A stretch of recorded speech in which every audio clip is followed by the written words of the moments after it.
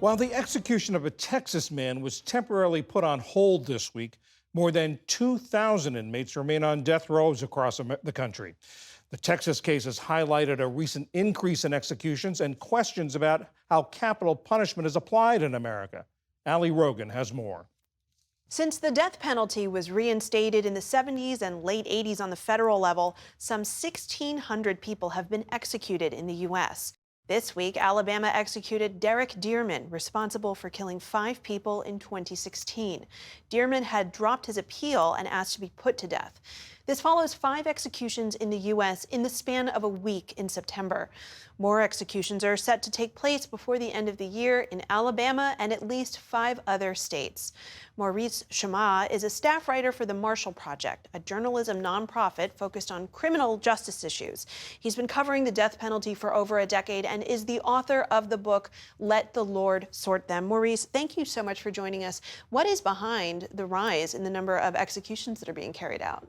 There's no one reason. There's kind of a bunch of factors. I mean, the Supreme Court is very conservative and is so less likely to stop executions than they used to be. And then you have a lot of Republican state governors and attorneys general who see that it's kind of politically advantageous to pursue executions, especially at a time when former President Donald Trump is running for office and the death penalty was a favorite of his as well.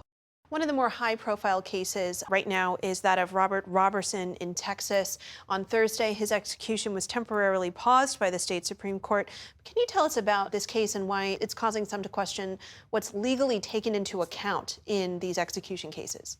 Yeah, it's a really shocking and unprecedented situation. Next week, state legislators here in Texas want to bring him to the state capitol to testify. They issued a subpoena for him sort of as a 11th hour play to try to stop the execution.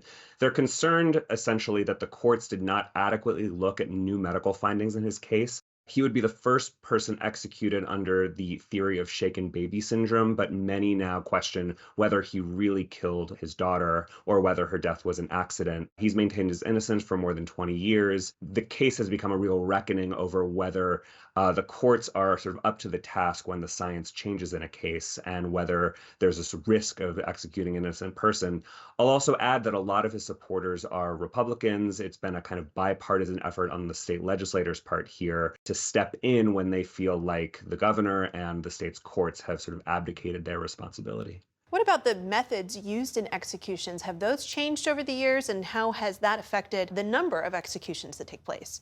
This is another reason why executions seem to be going up. So about 10, 15 years ago, pharmaceutical companies stopped allowing their drugs to be used in executions. This led to a frenzy among many different states trying to source new combinations of drugs and lots of litigation. So now some states are looking to fentanyl and ketamine, and then even beyond lethal injection to the firing squad and also to the electric chair. And Alabama recently pioneered the use of nitrogen gas. There's another high-profile case, that of Richard Moore of South Carolina. He's set to be executed on November 1st. What is different about his case, and why is it drawing more attention than other cases? Well, Richard Moore was given the option of how he would choose to be executed between electric chair, lethal injection, and firing squad. He ended up picking lethal injection, but it stands to reason that at any point someone in South Carolina could choose the firing squad, which hasn't been used in more than a decade in the U.S. It's very rare, and I think will set off a lot of attention and scrutiny in that state. Richard Moore himself has also been calling attention to some of the racial dynamics in his case, the fact that there were no Black members of his jury, and that the crime that he committed, the murder of a convenience store clerk, was by his own reckoning severe, but not, sort of what we would consider the worst of the worst, that there are kind of racial dynamics and geographic dynamics dictating why he's getting executed and others aren't. And let's talk more broadly about that factor of race. How does race tend to factor into who is and who isn't executed? And what does that say about longstanding issues with the capital punishment system? Well, death rows across the country are disproportionately Black, and the numbers are even more out of whack when you look at the race of victims in capital cases. So regardless of the race of the perpetrator, if the victim is white, it is more likely to lead to a death sentence. But beyond these racial disparities, whether someone gets the death penalty seems to have more to do with what county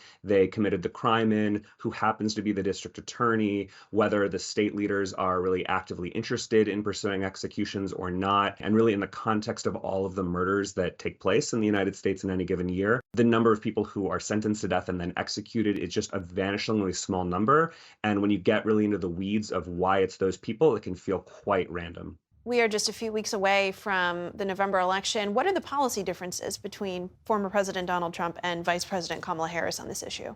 So Trump oversaw more executions than any president in decades in terms of federal executions, and he has mused about bringing back guillotines and firing squads and group executions. Many of these things are outside of the purview of the president and are extremely unlikely, but they suggest a certain appetite for capital punishment. President Biden campaigned 4 years ago on a promise to work against the death penalty, work to abolish it. He has not done a whole lot on that front. And in fact, the Democratic Party dropped the death penalty opposition to it from their platform this year, which suggests that really the ball would be in President Kamala Harris's administration. It would be in her court to really decide. As a prosecutor in California, there were times when she really opposed the death penalty and other times when she kind of sped appeals along towards execution. So it's really anyone's guess what she would do with that power. Maurice Chammah with the Marshall Project, thank you so much. Thanks for having me.